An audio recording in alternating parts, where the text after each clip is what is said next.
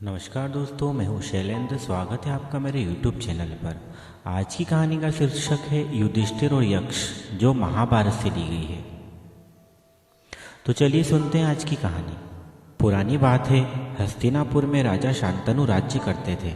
उनके एक पुत्र था, नाम विचित्रवीर्य था। विचित्रवीर्य के दो लड़के थे, एक का नाम धृतराष्ट्र और दूसरे का नाम पांडु था। धृतराष्ट्र के 100 पुत्र थे, उनमें दुर्योधन सबसे बड़ा था। पांडु के 5 पुत्र थे, सबसे बड़े पुत्र का नाम युधिष्ठिर था। धृतराष्ट्र के पुत्रों को कौरव और पांडु के पुत्रों को पांडव कहते थे। कौरवों और पांडवों में सदा लड़ाई झगड़ा रहता था। कौरवों के साथ जुआ खेलते हुए एक बार पांडव जुए में सब कुछ हार गए और उन्हें 12 वर्ष के लिए वनवास करना पड़ा। एक दिन की बात है, 5 पांडव वन में बैठे हुए थे। उसी समय एक ब्राह्मण आया और कहने लगा, मेरी मथानी एक हिरण ले भागा है, अब यज्ञ कैसे करूं? आप उसे ला दीजिए, नहीं तो हमारे यज्ञ में विघ्न पड़ेगा। यह सुनते ही दयालु पांडव उठे और हिरण की खोज में निकल पड़े। काफ़ी दौड़ धूप के बाद वह हिरण दिखाई पड़ा, परंतु फिर वह अदृश्य हो गया। पांडव थककर चूर हो गए। वे एक वटवृक्ष के नीचे बैठ गए और सोचने लगे कि क्या किया जाए। युधिष्ठिर ने अपने भाई नकुल से कहा, भाई जरा इस पेड़ पर चढ़कर तो देखो, कहीं जल दिखाई देता है कि नहीं। भाई के कहने पर नकुल तुरंत उस वृक्ष पर चढ़ गए। उन्होंने दूर से जल के किनारे उगने वाले कुछ वृक्ष देखे।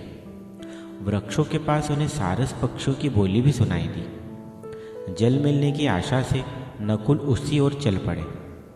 चलते चलते वह उसी स्थान पर पहुंच गए। उन्होंने एक सुंदर सरोवर देखा। जो ही स्वच्छ जल पीने के लिए वह उसमें उतरे तो ही एक आवाज़ सुनाई दी, सावधान, इस सरोवर पर मेरा अधिकार है। मेरे प्रश्नों का उत्तर दो, बाद में पानी पियो या साथ में ले जाओ। नकुल प्यास के मारे बहुत परेशान थे। उन्होंने इस बात की ओर कोई ध्यान न दिया और पानी पी लिया। बस फिर क्या था, पानी पीते ही मूर्छित होकर सरोवर के किनारे ही गिर पड़े। इधर युधिष्ठिर नकुल की प्रतीक्षा कर रहे थे। जब बहुत देर तक वह न लौटे तब युधिष्ठिर ने सहदेव से कहा, तुम नकुल को ढूंढकर पानी ले आओ। सहदेव भी भाई की आज्ञा पाकर वहीं जा पहुँचे, परंतु वह भी वापस न आ सके। तब युधिष्ठिर ने अर्जुन को भेजा। अर्जुन की भी वही गति हुई। इसके बाद भीम को भेजा, वह भी न लौटे। प्रतीक्षा करते करते युधिष्ठिर परेशान हो उठे। अंत में वह स्वयं भी उसी ओर चल दिए। जब वह वहाँ पहुँचे और अपने भाइयों को उस अवस्था में पड़े देखा तब बहुत दुखी हुए। युधिष्ठिर भी पानी के लिए सरोवर में उतरे। उन्हें ये वचन सुनाई दिए, हे राजपुत्र, मैंने तुम्हारे 4 भाइयों को मारा है। मेरे 5 प्रश्नों का उत्तर देने से पहले पानी पियोगे तो तुम्हारी ही वही गति होगी। तब युधिष्ठिर ने पूछा, भाई सच बताओ, तुम कौन हो? उत्तर आया, मैं यक्ष हूँ। आपके भाइयों ने मेरी आज्ञा नहीं मानी, इसलिए उनकी यह दुर्गति हुई।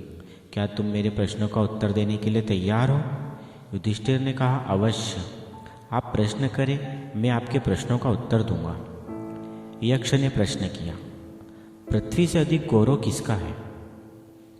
युधिष्ठिर, माता का गौरव। यक्ष ने अगला प्रश्न किया, आकाश से ऊंचा कौन है? युधिष्ठिर ने उत्तर दिया, मन। यक्ष ने अगला प्रश्न किया, वायु से भी तेज चलने वाला कौन है? युधिष्ठिर ने उत्तर दिया, मन। यक्ष ने अगला प्रश्न किया, जन्म लेकर भी कौन नहीं हिलता डुलता? युधिष्ठिर ने उत्तर दिया, अंडा। वह उसी शांत भाव से उत्तर देते रहा। यक्ष ने अपना आखिरी प्रश्न पूछा, मरकर भी कौन जीवित रहता है? युधिष्ठिर ने उत्तर दिया, आत्मा। आत्मा मरकर भी जीवित रहती है। अपने 5 प्रश्नों का ठीक ठीक उत्तर पाकर यक्ष बहुत प्रसन्न हुआ। वह बोला, मैं बहुत प्रसन्न हूँ और तुम्हारे भाइयों में से किसी एक को जीवित करने के लिए तैयार हूँ। युधिष्ठिर ने नकुल को जीवित करने के लिए प्रार्थना की। यक्ष ने पूछा, बलि, भीम और वीर अर्जुन को छोड़कर नकुल को तुम क्यों जीवित करना चाहते हो?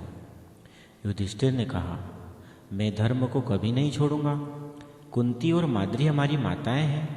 कुंती का पुत्र मैं जीवित हूँ, माद्री का भी एक पुत्र जीवित होना चाहिए, यही शुद्ध भावना है। मैं सच्चाई के मार्ग पर चलना चाहता हूँ। यह सुनकर यक्ष बहुत प्रसन्न हुआ। उसने युधिष्ठिर के चारों भाइयों को जीवित कर दिया। तब सबने प्रसन्न होकर अपनी प्यास बुझाई। धन्यवाद।